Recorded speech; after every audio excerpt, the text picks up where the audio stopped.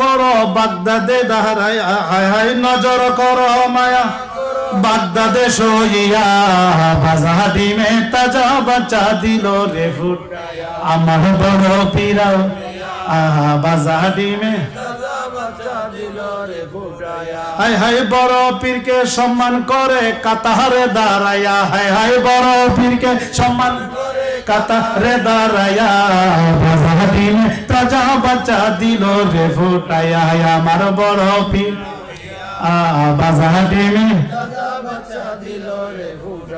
আহা বড় পীরের হাতের ছোঁয়া মাটি গেল স্বর্ণ হইয়া গো, সুবহানাল্লাহ। আহা বড় পীরের হাতের ছোঁয়া মাটি গেল স্বর্ণ হইয়া গো, আরে গরিব দুঃখের মাঝে স্বর্ণ দিল রে বিলায়া, হায় হায় গরিব দুঃখের মাঝে স্বর্ণ রে বিলায়া, তাজা বাচ্চা দিল রে ফুটায়া, আমার বড় বাজা ডিমে আর দেখলো যারা কেরামতি পীরের পায়ে দিল ভক্তি গো, তারা আখেরাতে পাইল মুক্তি গেল মরিদে হইয়া, হায় হায় আখেরাতে পাইল মুক্তি গেল মরিদে হইয়া, বাজা ডিমে তাজা বাচ্চা আমার বড় পীরাউলিয়া, বাজা ডিমে চিৎকার দিয়ে কোন মারহাবা, আর যদি বলে ইয়া রাসূলুল্লাহ। কারণ পীরের পায়ে দিল ভক্তি, এটা নিয়ে তো ফেসলা দিতে পারে যে ভক্তি দেওয়া কি যায়, ভক্তি বলতে এখানে কদম বসিকে বোঝানো হয়েছে। আমরা কি বাবা ওলি আল্লাহর পায়ে কদম বসির পক্ষে আছে কি নাই? ধরে বলেন আছে কি না? এই যে এটা কিন্তু নিয়ে গেছিলাম এই বরিশালে, এটা বিশাল একটা ঘটনা হচ্ছে বাবা, এটা ভিডিও ছাড়তাছি আপনারা পাইবেন না, আমার হাজার হাজার মৌলবীরা ব্যারিকেড করে রাখছে। এখানে একটা মাইজভান্ডারের খলিফা, ওনার মাজার আছে, মাজার ভাঙিয়ে দিতেছে, যদি মাজার করা জায়েজ না দেয়তে পারিতে মাজার ভাঙিয়ে ফেলবে, মিলাদ ক্যাম্প করতে দিবে না, এবং আমার বলতেছে যে এরা সেজদা দেয়। তাই আমি বলছি না, মাজারের সেজদা দেওয়া যাবে না, মাজারের সেজদা দেওয়া শিরিক। আহলে সুন্নাত ওয়াল জামাতের আকীদা হচ্ছে মাজারের সেজদা দেওয়া শিরিক, হারাম, কিন্তু মাজারে কদম বসি করা জায়েজ, বরং মুস্তাহাব। চিৎকার দিয়ে কম। আমরা কি রাসূল পাক সেজদাকে নিষেধ করেছেন আর কদম বসিকে অনুমতি দিয়েছেন, সুবহানাল্লাহ। এই যে কিতাবটা মেশকাতুল মাসাবি, মেশকাতুল মাসাবি, এই কিতাবটা আজ থেকে 1200 বছর আগের কিতাব, সুবহানাল্লাহ জোরে বলেন না, আরবি টু আরবি। এটা কিন্তু তার উপরে আমরা করি, আমি তো অনেক কিতাব দেখেছি, মানতে বাধ্য। এখানে 230 পৃষ্ঠার মধ্যে এই হাদিসটা আসছে, একটু গভীর খেয়াল করে শুনতে হবে, নাহলে আমরা তো জানি, এরপর এটা ইন্টারনেটে যাবে। 230 পৃষ্ঠার মধ্যে এই দলিলখানা আছে, এই দেখেন আমি দাগায় রাখছি।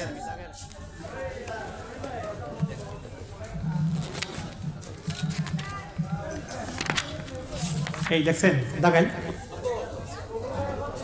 আছে। এখানে হাদিসটা আমি পড়ি শুনলেন। ও আনজারা রাদিয়াল্লাহু তাআলা আনহু ওয়া কানা ফি আব্দুল কায়েস قال لما قدمنا المدينة فجعلنا نتبت من رواحلنا فنقبل يد رسول الله صلى الله عليه وسلم والرجله رواه আবু দাউদ। চিৎকার দেখুন সুবহানাল্লাহ। অর্থ কি?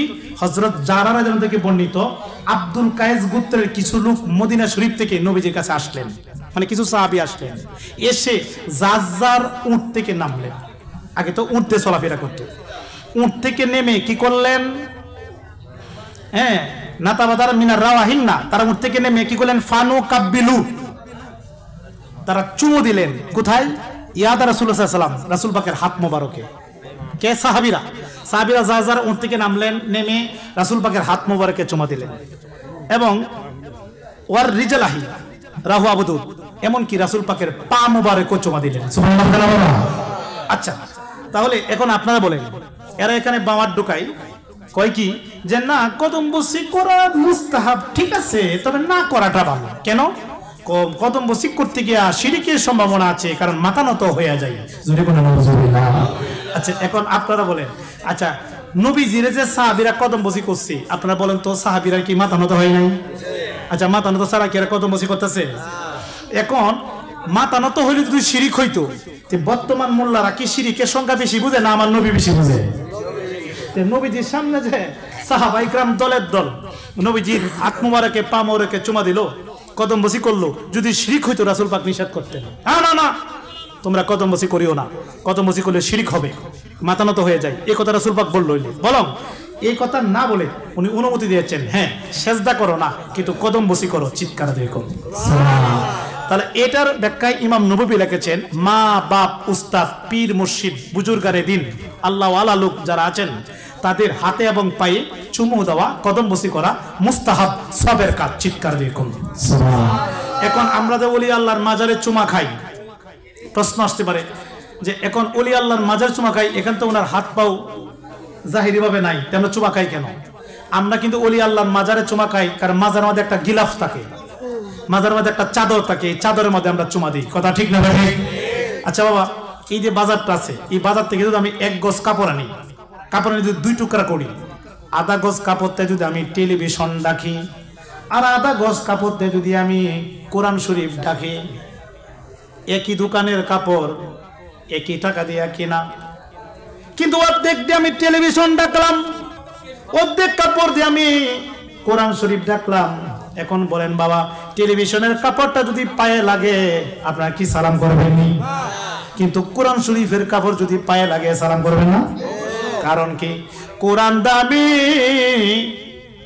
এই দামি জিনিসের সাথে কাপড়টা স্পর্শ লাগার কারণে কাপড়টা দামি হয়ে গেছে। এজন্য কোরআনে চুমো পাওয়ার আগে কাপড়টা চুমো পাই, কারণ দামি জিনিসের স্পর্শ থাকার কারণে কাপড়টা দামি হয়ে গেছে।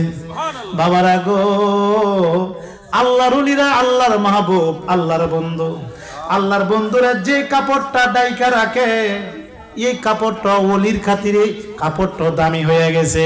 এই জন্য আমরা ওলির মাজারে গিয়া কাপড়ের মধ্যে চুমা খাই, মুস্তাহাব সব আমল নামায় লেখা হয়, চিৎকার দিয়ে কোন সুবহানাল্লাহ। তাহলে কি আমরা ওলি আল্লাহর মাজারে জিয়ারত করে চুমু খেতে চাই কি চাই না? চাই। বাবা এখানে দেখেন, আমরা যে মিলাদ ক্যাম্প করি, মিলাদ ক্যাম্পকে পারে, এই মিলাদ ক্যাম্পে পারে কিন্তু কয়েকটা হাদিস কিন্তু বাবু সালামের অধ্যায়ে আসছে। নবীজির আমরা সালাম জানাই। আমি এটা নিয়ে যাওয়ার পরে এরা আমরা বলতেছে যে আপনারা যে ক্যাম্প করেন, এই ক্যাম্প নিয়ে আমাদের সমস্যা, আপনারা তো নবীরে হাজির নাজির কোন, আপনারা ক্যাম্পের মধ্যে বলেন নবী বলে হাজির হয়ে বসছে, পরে নবীদের দেখে আপনারা দাঁড়ান। আমি কি এই কথা কে বলছি আপনার? নবীজি হাজির হয়ে বসছে, পরে নবীজির দেখে আমরা দাঁড়াই, এই কথা আপনাকে কে বলছি? আমরা নবীজিকে সালাম জানাই সম্মানে, তাজিমাতে, সম্মানার্থে, কারণ আমরা জানি যেহেতু আল্লাহ কোরআনে বলেছেন ওয়াতুয়া জিরুহু ওয়াতুয়া খিরুহু, তোমরা আমার নবীকে সম্মান করো, নবীকে সম্মান করা ওয়াজিব। তাই আমার দয়াল নবী সৃষ্টি শ্রেষ্ঠ, এই জন্য ওনাকে আমরা শ্রেষ্ঠভাবে তাজিমাতে, সম্মানার্থে দ্বারাই আমরা নবীদের সালাম জানাই। কথা ঠিক না বেটে? কিন্তু নবী হাজির নাজির, উনি আল্লাহর ক্ষমতা বলে সব জায়গায় হাজির হইতেও পারে, এই আকীদা আমাদের আছে কি না? এখন তারা কিন্তু এগুলো মানা শুরু করে দিছে। কওমীদের ভালো একজন বক্তা ইলিয়াসুর রহমান জাহাদি, সেই বছর আমি একটা ভিডিও দেখলাম, এটা ভাইরাল হয়েছে।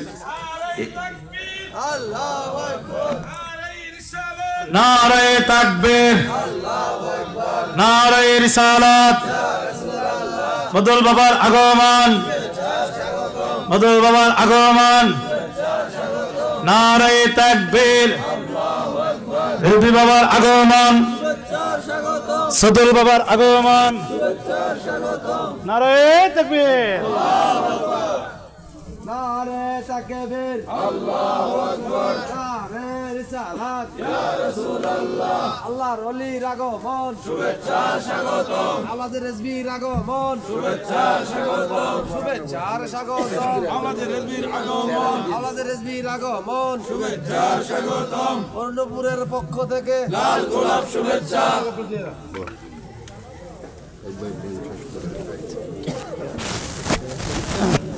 বসেন বসেন আপনার।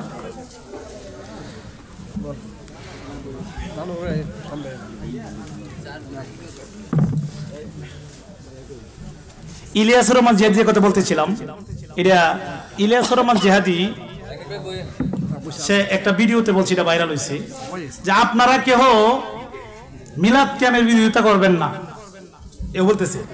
কারণ আমাদের যে আকাবির, যিনি হাজী আহমদুল্লাহ মুহাজিরি মুকির মতলায়, উনিও ক্যাম্প করতেন। সুবহানাল্লাহ বলেন না? উনার মুখতে পারিছে। আর শুধু তা নয়, উনি কেন দাঁড়াইতেন জানেন? উনি লিখতেছে, উনি বলতেছে ভিডিওতে, এই হাজী আহমদুল্লাহ মুহাজিরি মক্কি রহমাতুল্লাহ কেন মিলাদের মধ্যে কিয়ামের সময় দাঁড়াইতেন জানেন? কারণ উনি নবীজিকে দেখতেন। সুবহানাল্লাহ। নবীজিকে হাজির নাজির দেখতেন। তাহলে বাবা, মিলাদের মধ্যে কিয়ামের মধ্যে হাজির নাজির দয়াল নবীকে দেখেন এমন আল্লাহর ওলিও আছে, আছে কি নাই? কিন্তু আমরা না দেখলেও বিশ্বাস করি দয়াল নবী হাজির হইতে পারেন, আছেন, কিন্তু আমরা দাঁড়াই নবীজির সম্মানে, নবীজির তাজিমাতে। কথা ঠিক না ঠিক? এখানে থাকবেন। পরে আমি বলছি আমরা নবীকে ক্যাম্প করি নবীর তাজিমাতে, সম্মানাতে। আপনারা কি সম্মান দিতে চান না? হ্যাঁ, তাহলে নবীর সম্মানে দাঁড়াই, সমস্যা কি? বাস, এটে গেল। এখন এরা যে হাদিস দিয়া মানুষকে গুমরা করতেছে, ডাইরেক্ট তারা বলতেছে যে আপনারা ক্যাম্প করেন না, নবীজি নিষেধ করছে, মানুষ মানুষের সম্মানে দাঁড়ানো যাবে না। হ্যাঁ, উনি বলতেছেন সম্মানে দাঁড়ানো যাবে না কেন? কইতাছে এই একটা হাদিস উনি তুলে ধরেন, এই হাদিসটা দেখেন, এরা চুরি করছে হাদিসের মধ্যে। হাদিসটা মেশকাতে আছে, এদেরকে লা তাকুমু, তোমরা দাঁড়ায়ও না। পরে একটা শব্দ বাদ দিয়েছে, এটা এরা কয় না, কামা ইকুমুল আজম, আজমিদের মতো দাঁড়ায়ও না। মানুষের সম্মানে দাঁড়ানো যাবে না, এরা এই হাদিসটা তুলে দেয়, লা তাকুমু, তোমরা দাঁড়ায়ও না, নবী বলছে। কিন্তু কি, কার সম্মানে কিভাবে দাঁড়ায়ও না? আজমিদের মতো দাঁড়ায়ও না, আজিমেরা বেয়াদবের মতো দাঁড়া। তোমরা নবীর সম্মানে দাঁড়াবা আদব সহকারে। কথা ঠিক না বেটে? বুক টানা দাঁড়াইতো, আজমিরা বুক টানা দাঁড়াইতো, এই জন্য বলছে তোমরা দাঁড়ায়ও না। এখন দেখেন পরের হাদিসটা এরা বলে না, পরের হাদিসে মেশকাতে আছে, ওয়ান আবি হুরায়রা রাদিয়াল্লাহু আনহু ক্বালা কানা রাসূলুল্লাহ সাল্লাল্লাহু আলাইহি ওয়াসাল্লাম ইয়াজলিসু মা'ানা ফিল মাসাজিদিল ইউহাদ্দিসুনা। হযরত আবু হুরায়রা বর্ণিত, তিনি বলেন যে রাসূল পাক সাল্লাল্লাহু আলাইহি ওয়াসাল্লাম মসজিদুন নববীর মধ্যে আসতেন এবং হাদিস বর্ণনা করতেন। সুবহানাল্লাহ বলুন। ইউহাদ্দিসুনা, হাদিস বর্ণনা করতেন। ফাইজা কামা, উনি যখন দাঁড়িয়ে যেতেন, মসজিদুন নববীতে উনি যখন দাঁড়িয়ে যেতেন, তখন কুমনা কিয়ামান, আমরা দাঁড়িয়ে যেতাম। সুবহানাল্লাহ বলুন না। তাহলে এই যে সাহাবীরা আমার নবীর সম্মানে দাঁড়াইতেন, যখন নবীজি দাঁড়িয়ে যেতেন তখন সাহাবীরাও দাঁড়িয়ে যেতেন। হাত্তা নারাহু কাদ দাখালা বাদা বুয়ুতি আজওয়াজিহি, যতক্ষণ কোন স্ত্রীদের ঘরে, দয়াল নবী স্ত্রীদের ঘরে যতক্ষণ প্রবেশ না করতেন, যতক্ষণ দেখা যাইতো, ততক্ষণ নবীজির তাজিমাতে, নবীর সম্মানার্থে সাহাবায়ে কেরাম দাঁড়িয়ে থাকতেন। চিৎকার দিয়ে খুব সুবহানাল্লাহ। আমরা কি দয়াল নবীর তাজিমাতে দাঁড়াইতে চাই কি চাই না? এই হাদিসগুলো এরা বর্ণনা করে না, এরা বর্ণনা করে না। এরা কিভাবে রাসূল পাকের সম্মান হেকারত করবে এই নিয়ে ব্যস্ত। তবে আলহামদুলিল্লাহ আগের চেয়ে অনেক চেঞ্জ। তারা কবিরা এখন হায়াত নবী মাইনা নিছে, নবী যে জিন্দা নবী আমরা মানে বলে। অলিপুরি তারিয়ে দেখলাম এক ওয়াজের মধ্যে বলল যে কেউ যদি নবীজির দরবারে চাই, নবীর দরবারে কেউ কিছু চাইতে পারে, জায়েজ আছে। সুবহানাল্লাহ বলুন না। দেখছেন আগায় গেছে। আবার মিলাদ কেমনিয়া সরমনায়ের ফিরে, এই যে বর্তমানে যেটা আছে ফয়জুল করিম নাকি, ফজল করিমে কইতাছে দেখেন আপনারা কেউ মিলাদ কেমনিয়া কোনো কথা বলবেন না, কারণ আমার দাদা মিলাদ কেম করতো। দেখছেন কইতাছে মিলাদ কেমনিয়া কিছু বললেন না, কারণ মিলাদ কেমে যেহেতু শরীয়ত বিরোধী কিছু নাই, এটা করুক, আমার বাপ দাদারও করছে। এর বাপ দাদা বলতে কি, এই যে মাওলানা ইসহাক সাহেব তার কিতাব আমার কাছে আছে, আমার কাছে লেখা ইয়াদে কুদা বেদে মারফত, একটা আশেক মাসুক, দুইটা কিতাব আমি সংগ্রহ করছি। এর মধ্যে যে লেহা লেখছে তরিকত সম্পর্কে, আরে বাবারি, আমরা শুনিও মনে হয় লেখতেছে না, এত কঠিন লেহা লেখছে, কিন্তু এদের কথা বর্তমান ফিসি বর্ণনা করে না। এরপরে মাওলানা ইসহাক সাহেব, আসাফ আলী থানবীর খলিফা, এই মাওলানা ইসহাক সাহেব কিন্তু দাঁড়ায় দাঁড়ায় মিলাদ ক্যাম্প করতেন। এখন তাদের মুখ দিয়ে বের হয়ে গেছে মিলাদ ক্যাম্প নিয়ে আর বাড়াবাড়ি করো না, কারণ মিলাদ ক্যাম্প আমাদের দাদারাও করছে। আমার মনে হয় 2-10 বছর ভিতরে তারাও মিলাদ ক্যাম্প শুরু করে দিব। এখন আস্তে আস্তে ইনশাল্লাহ তাদের ভুল ভাঙতেছে এই সুন্নি আলেমদের দলিল আদিল্লা দেখে। কারণ আমরা তো ডাইরেক্ট হাজী আহমদুল্লাহ মুহাজির মুকির মতলা কিতাব যখন তুলে ধরি সামনে, তখন আটকা থাকা। দেখেন কত বড় একটা মিথ্যাবাদী অলিভুরি। সে বলছে যে আমার কেউই কিন্তু বলে নাই আমাদের আকীদা দয়াল নবীর জানাজার নামাজ হয় নাই, আমাদের মতো দয়াল নবীর জানাজার নামাজ হয় নাই। কথা ঠিক না বেঠিক? রেজবি মোল্লা তো বলছে নবীজির কোনো জানাজা নামাজের ইমাম ছিলেন না, উনি চ্যালেঞ্জ করছেন, এটা আমাদের আকীদা। এখন অলিভুরি একটা ভিডিওতে দেখলাম, সে বলছে যে নবীজির জানাজার নামাজ হইছে, নবীজির জানাজার নামাজের ইমামতি আবু বকর সিদ্দিক করছে। জোরে কোনা নাউজুবিল্লাহ। আচ্ছা এই কথাটা কি সত্য কথা না মিথ্যা কথা? এখন দেখেন আমি তাদের দেওবন্দ থেকে যে কিতাব আনছি, এই কিতাব থেকে তখন এই কথাটা রয়ে গেছে, এই কথাটা রয়ে গেছে। দেখেন 263 পৃষ্ঠা, আমি নসরতিব জিক্রুন নাবিউল হাবিব সাল্লাল্লাহু আলাইহি ওয়াসাল্লাম, এই উর্দুটা অরিজিনালটা 263 পৃষ্ঠা মধ্যে দেখেন আসফ আলী তানবী অলিপুরীর গুরু, অলিপুরীর আকাবির, অলিপুরীর মতন হাজার হাজার, এই আহমদ শফির আকাবির, মামুনুল হকের আকাবির, এরার মাতার তাজ আসফ আলী তানবী, এই উনারে হেরা হাকিমুল উম্মত উপাধি দিয়েছে। এখন উনি কি বলে দেখেন, আর অলিপুরে কি কয়, অলিপুরে কোন নবীজি জানাজা নামাজের ইমাম বলেছিল আবু বকর সিদ্দিক, জোরে বলতে না নাউজুবিল্লাহ। আর হ্যাঁ কইতেছে আসফ আলী তানবী লেখেন যে উস নামাজ মে, এই যে এনে অধ্যায় হলো আপ সাল্লাল্লাহু আলাইহি সাল্লামকে নামাজে জানাজা, এটা অধ্যায়টা এই ফসলটা, পরে এটার লাস্টে লিখছে উস নামাজ মে কুই ইমাম নিহি বানা, চিৎকার দিয়ে কম সুবহানাল্লাহ।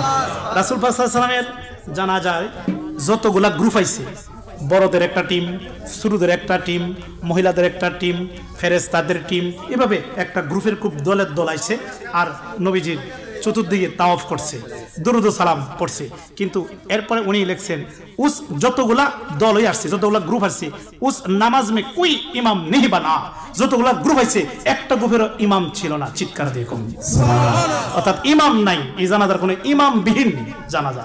তাহলে পৃথিবীর সব মুসলমানের জানাজার ইমাম আছে, আমার দয়াল নবীর জানাজা নামাজের ইমাম ছিল না, প্রমাণিত হয় আমার দয়াল নবীর সাথে এই পৃথিবীতে কোনো তুলনা নাই, চিৎকার দিয়ে কম সুবহানাল্লাহ।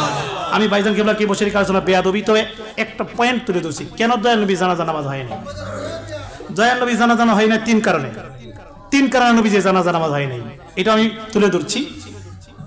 দয়াল নবী জানাজা নামাজ তিন কারণে হয় নাই। এক নাম্বার কারণ হলো আমার নবী তো মরেই নাই, কথা ঠিক না বেঠিক?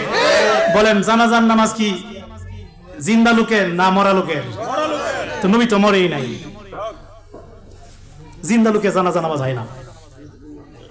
আমাদের বিশ্বাস কি নবী ওয়াফাতুন নবী না হায়াতুন নবী? এই জন্য জানাজা হয় না। এক নাম্বার 2, নবীজির জানাজার নামাজ এই কারণে হয় নাই, কারণ জানাজার নামাজ হয় গুনাহগার ব্যক্তিদের জন্য, গুনার কাফারার জন্য, গুনাহ মাফের জন্য দোয়ার ব্যবস্থা, কথা ঠিক না বেঠিক? বলেন আমার নবীর কোনো গুনাহ ছিল? তো জানাজা কিসের? নবীজির কোনো গুনাহ ছিল না, আল আম্বিয়া ওয়া মাসুমুন। 3 নাম্বার কারণ নবীজির জানাজার নামাজ না হওয়ার 3 নাম্বার কারণ হলো আমার নবীজির সামনে ইমামতি করবে কে? নবীর সামনে ইমামতি করার ক্ষমতা কারো আছে? ইমামুল মুরসালিন, ইমামুল মুরসালিন। এই কারণে নবীজির জানাজা নামাজ হয় নাই। এটা থেকে প্রমাণিত হয় আমার দয়াল নবীর সাথে এই সৃষ্টি জগতে কোনো তুলনা নাই, চিৎকার দিয়ে কম সুবহানাল্লাহ। যাক বাবা, আমি ভাইজান কিবলার দরবারে আসছি, আমি যতটুকু কথা বলছি কোরআন হাদিসের আলোকে, আরো অনেক বলার ছিল, ইনশাআল্লাহ একদিন সময় পাইলে প্রত্যেক জিনিস আমি দাগিয়ে রাখছি। এই যে রেজবি মাওলার যে ব্যাপারটা, আমরা যে বাবা এই ইয়ে করি, এই যে বিয়া শাদী আমরা মসজিদে পড়াই, এই ব্যাপারে যে হাদিসটা সূর্যের মতো, এই তিরমিজিতে হাদিসটা আছে। অনেকে আমরা কয় রেজবি একটা কথা কয়, এটা আমরা বুঝে আসে না, কি বিয়া শাদী হালাল ও হারাম, এর মধ্যে পার্থক্য হলো দব ব্যবহার। যে বিয়া শাদীর মধ্যে দপ নাই এটা হারাম হবে, আমি কিন্তু রেজবি হওয়ার কথা না, এটা হাদিসে পাকের কথা। দেখেন এই মেশকাত শরীফের পৃষ্ঠা নাম্বার হলো 11 পৃষ্ঠার মধ্যে মসজিদে বিয়া করানোর 2-3টা হাদিস আছে। এর মধ্যে একটা হাদিস হলো এখানে আছে, মা আয়েশা থেকে বর্ণিত, আলিনু হাজার নিকাহা ওয়াজ আলহু ফিল মাসাজিদে ওয়াদরিবু আলাইহি বিদ্দুফু, তোমরা বিয়া শাদী মসজিদে পড়াও এবং ধব বাজাও, দুফুফ, এবং ফাসলুল মা বাইনাল হালাল হারামে, ঠিক এরপরের হাদিসটা বিয়া শাদী হালাল ও হারাম, এর মধ্যে পার্থক্য হলো দব ব্যবহার, চিৎকার দিয়ে কম সুবহানাল্লাহ। তাহলে এই হাদিসগুলা কি রেজবি হবার হাদিস না আমার নবীজির হাদিস? তাহলে অস্বীকার করার মতো কোনো ব্যবস্থা নাই। 2 নম্বর যে বিষয়টা আপনি দেখুন, 54 পৃষ্ঠার মধ্যে একটা হাদিস, এটা বলে আমি শেষ করছি। আমি বাবা এই কিতাব নিয়ে এখন থাকি, কারণ এই বছর আমি উদ্যোগ নিয়েছি, আমি তো বেশি উত্তরবঙ্গে, এই যে আমি 29 তারিখ 30 তারিখ 2টা প্রোগ্রাম, এখানে ওয়াহাবিরা বানচাল করার অনেক চেষ্টা করতেছে, পারবে না, এরা প্রশাসন নিয়ে কাজ করবে। একটা হলো লালমনির হাট, একটা হলো নীলফামারী। এখানে এমন জায়গা বাবা, হুদা আহলে আহলে হাদিস ওয়াহাবি ভরপুর, এখানে কোনো সুন্নি জামাতের মানুষ খুব কম। এখানে 2টা বড় প্রোগ্রাম আমি দেখেছি কিতাবাদি নিয়ে, যদি সফল হয় ইনশাল্লাহ হাজার হাজার লোক ইনশাল্লাহ সুন্নিয়তে আসবে, আশা রাখছি, দোয়া করবেন। তো এখানে এই যে 54 পৃষ্ঠার মধ্যে একটা হাদিস দেখেন, আমরা যে কেন ধপ বাজায়া গান করি, 54 পৃষ্ঠার মধ্যে এই হাদিস কানা আছে। এই যে হাদিসটা আমি পড়ি, কি কথা বলবেন না, এরা কথা বলছে না। মেশকাত শরীফ, এটা জিলদা আওয়াল থেকে বলছি। ওয়ান উমর ইবনে শুআইব, ওয়ান উমর ইবনে শুআইব আন আবিহি আন জাদ্দিহি রাদিয়াল্লাহু তাআলা আন ইমরাত ক্বালাত। উমর ইবনে শুআইব থেকে বর্ণিত, ওনার বাবা এবং দাদা থেকে বর্ণনা করেন। আন্না ইমরাত ক্বালাত, এক মহিলা এসে বললে, ইয়া রাসূলুল্লাহ, হে আল্লাহর রাসূল, ইন্নী নাযারতু আই ইজরিব আলা রাসিকা বিদ্দুফ। এক মহিলা এসে বলল, ইয়া রাসূলুল্লাহ, আমি মানত করছি আপনি যদি যুদ্ধের ময়দান থেকে ফিরে আসেন তে আমি দব বাজায়া গান করব। সুবহানাল্লাহ বলতেন। এখানে দুটো জিনিস মানত করছে। কি মানত করছে? নবী যদি সহি সালামতে যুদ্ধের ময়দান থেকে ফিরে আসেন, এই মহিলাটা মানত করছে দব বাজায়া গান করব। জোরে বলুন সুবহানাল্লাহ। তার এক হলো মানত করছে, দুই নাম্বার দব বাজায়া গান করব। দুইটা বিষয়। এখন ওরা বলতেছে মানত করা হারাম। মানত করা যদি হারাম থাকতো তে নবীজি নিষেধ করতেন মহিলাকে, এই তুমি মানত করলা কেন, মানত করাই তো হারাম। বরং এটা না বলে মহিলাকে কি বললেন নবীজি? ক্বালা রাসূল, নবী বললেন, উফি বিন নাজরিকি, তুমি তোমার মানত পূর্ণ করো। সুবহানাল্লাহ বলো না। তুমি কি মানত করছো? আমি মানত করছি দব বাজায়া গান করব। হ্যাঁ করো, তুমি তোমার মানত আদায় করো। তাহলে এখানে দুইটা জিনিস পয়েন্ট। এক হলো ধপ, ইসলামে ধপ বাজানো জায়েজ। ধপ ইসলাম সাপোর্ট করে, এই যন্ত্রটাকে ইসলাম সাপোর্ট করে। দব বাজায় রাসূল পাকের সামনে গান করছেন। দব শুধু গান না, দব ঈদের দিন, বিয়ার দিন দব বাজানো জায়েজ এবং দব বাজায় গান করা জায়েজ। তা রাসূল পাকের সামনে দব বাজায় গান করছেন, হ্যাঁ, রাসূল পাক অনুমতি দিয়েছেন এবং মানত চেক করছো তুমি পূর্ণ করো। তাহলে কি মানত করা কি না জায়েজ? না জায়েজ। তাহলে এই দলে এবারে যদি আমরা দলে দিতে যাই, এবার কিন্তু দেয়ালে আটকে থাকা বাবা কমের কিন্তু আয় খুব খেপতে আমার প্রতি। যখন কিতাব দেখায় পাক করে বিড়াল হয়ে থাকা, বিড়াল। কারণ সত্যের কাছে মিথ্যা সবসময় পরাজয়। কি বলেন, ঠিক না? বেড়ে আমার জন্য দোয়া করবেন বাবা, 2-3 দুনিয়াতে বেঁচে থাকি। ভাইজান কিবলার চরণতলে থেকে অনেক ভালোবাসি ভাইজান কিবলাকে। কারণ এই ভাইজান কিবলার মধ্যে আমি রিজভী মাওলা এবং সদুল মাওলাকে দেখতে পাই। কথা ঠিক না? বেড়ে যিনি মধ্যে পরিপূর্ণ আদর্শ আছি ওনার দামানে, যেন সারা বাংলাদেশে রিজভী বাবার পতাকা নিয়ে